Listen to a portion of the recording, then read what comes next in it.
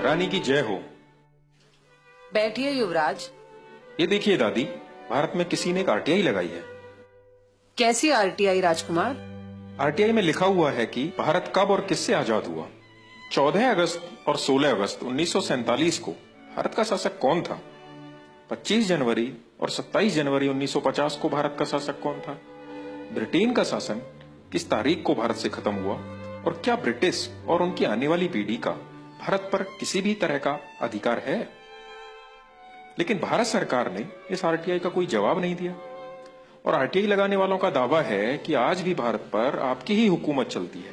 क्या ये सच है दादी? हमारे पूर्वजों का सपना था कि दुनिया पर उनके वंशजों की हुकूमत बरकरार रहे। मैं तो अब बूढ़ी हो चली हूँ और आने वाले समय में इस महान सिंहासन को तुम्हें ही संभालना है। इसीलिए ये राज की बात बताना तुम्हें अब जरूरी हो गया है। बेटा, सच तो ये है कि आज भी भारत, पाकिस्तान, बांग्लादेश, ऑस्ट्रेलिया, दक्षिण अफ्रीका समेत दुनिया के आधे से ज्यादा देश हमारे गुलाम हैं। ऐसा कैसे हो सकता है दादी? भारत और पाकिस्तान को तो हमने 1947 में ही आजाद कर दिया था। बेटा, इसी भ्रम में रखकर ही हमने भारत के लोगों को आज तक गुलाम बना रखा है। उनको ये आजादी देने का नाटक करना उस समय हमारी मजबूरी बन गई थी, जब सुभाष चंद्र बोस ने आजाद हिंद सरकार बना ली थी। इसी कारण से 1946 में भारत में हमारी रॉयल नेवी में भी विद्रोह हो गया था और जनता में 1857 की तरह विद्रोह होने वाला था। तब हमने गुप्त रूप से शासन करना ही ठीक समझा। गुप्त रूप से शासन का मतलब? भारत को हमने 99 साल की लीज पर वहाँ के अपने ही चमचों को सत्ता संभालने के लिए दिया था, ताकि भारत के लोगों को लगे कि देश आजाद हो गया। लेकिन सही मायने में आधिकारिक रूप से आज भी भारत पर हमारा ही कब्जा है और हमारे ही बनाए हुए कानून चल रहे हैं, जिससे आज भी हम भारत को खुलेआम लूटकर गरीब और लाचार बना रहे हैं। दादी, ये सुनकर खुशी तो बहुत हो रही है, पर यकीन नहीं हो पा रहा। ठीक है, ये बताओ कि क्या मुझे कभी भारत जाने के लिए वीजा की जरूरत पड़ी, जबकि वहाँ के प्रधानमंत्री या राष्ट्रपति को इंग्लैंड में आने के लिए वीजा लेना पड़ता है? क्या तुम्हें पता है, जब मैं 1952 में रानी बनी तो ब्रिटेन के साथ साथ भारत और पाकिस्तान की भी रानी घोषित हुई थी। क्या तुमने नेहरू और सी राजगोपालाचारी के द्वारा ली गई शपथ पढ़ी होती तो यकीन आ ही जाता। कौन सी शपथ?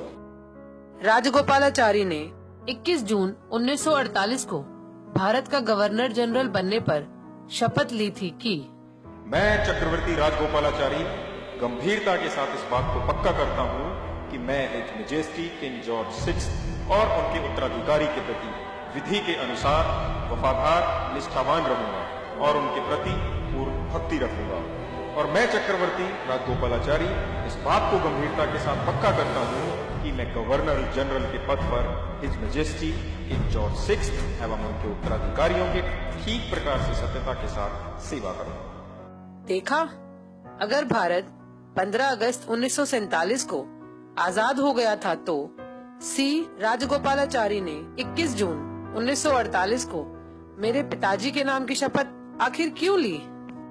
चलो दादी, मान लिया कि 15 अगस्त 1947 को दी गई आजादी झूठी थी, लेकिन 26 जनवरी 1950 में तो भारत के लोगों ने ना खुद का संविधान बनाकर अपने देश को गणतंत्र घोषित कर लिया था।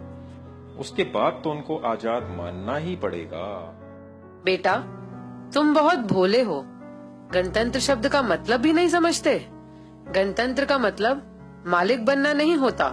वहाँ का संविधान हमारा बनाया हुआ एक कानून ही तो है, जिसका पालन वहाँ के हर एक आदमी को करना ही पड़ेगा। इसको समझने के लिए ये देखो, इंडियन इंडिपेंडेंस एक्ट 1947, इसमें सेक्शन 6 क्लॉज 3 को पढ़ो। इसमें साफ साफ लिखा है कि भारत में कोई भी कानून बनाने का, रोकने का और हटाने का अंतिम निर्णय वहाँ का गवर्नर जनरल ब्रिटेन के राजा की अनुमति से ही कर सकता है।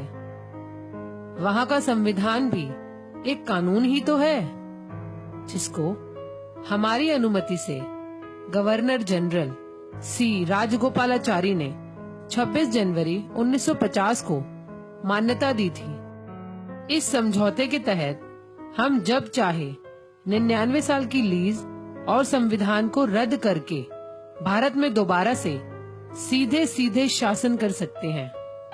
इसी बात को भारत सरकार ने भी एक सरकारी दस्तावेज में स्वीकार किया है।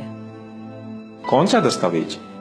1953 में रामनारायण द्वारा पूछे गए एक सवाल के जवाब में भारत सरकार ने आधिकारिक रूप से लिखकर भेजा कि ब्रिटिश नेशनैलिटी एक्ट के अंतर्गत भारत का हर व्यक्ति ब्रिटिश कानूनों के अधीन है और यह स्थिति भारत के गणतंत्र होने के बाद भी नहीं बदली है।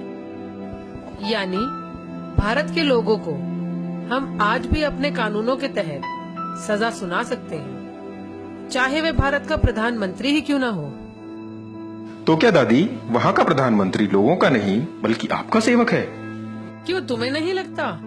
दिल्ली के बुराड़ी इलाके में जिस जगह मेरे दादा जॉर्ज पंचम का राज तिलक हुआ था, उसी जगह मेरे कहने पर मनमोहन सिंह की सरकार ने कोरोनेशन पार्क बनवाना शुरू किया, जिसमें हमारे दादा परदादा की मूर्तियां और हमारा एक विजय स्तंभ लगा है। और अब मोदी सरकार ने उससे भी ज्यादा हजारों करोड़ों रुपया खर्च कर उस पार्क का निर्माण जल्द से जल्द पूरा करवा दिया। इस तरह भारत के राष्ट्रपति भवन के सामने लगे खम्बे पर मेरे सितारे का निशान देख सकते हो, जो कि मेरे मुकुट और छड़ी पर भी है, जिसे मेरी इजाजत बिना भारत में कोई भी हटा नहीं सकता। और अगर भारत के किसी प्रधानमंत्री या राष्ट्रपति ने अपनी माँ का दूध पिया हो तो मेरे उस सितारे के निशान और कोरोनेशन पार्क को हटाकर दिखाए। और आरटीआई के जवाब में अगर भारत के राजपत्र पर यह लिखकर दे दे कि भारत के लोग वहाँ के सर्वोच्च शासक हैं और ब्रिटेन की रानी का भारत पर कोई अधिकार नहीं, तो मैं अपना सिंहासन उस आदमी के लिए खाली कर दूंगी। दादी, वहाँ के लोग इस पार्क और इस नकली आजादी का कोई विरोध नहीं करते? विरोध तो दूर की बात, भारत के गुलाम लोग तो रोजाना जनगण मन गाकर हमारा ही गुणगान करते हैं। दादी, बाकी तो समझ गया, पर उनका राष्ट्रगान हमारा गुणगान कैसे?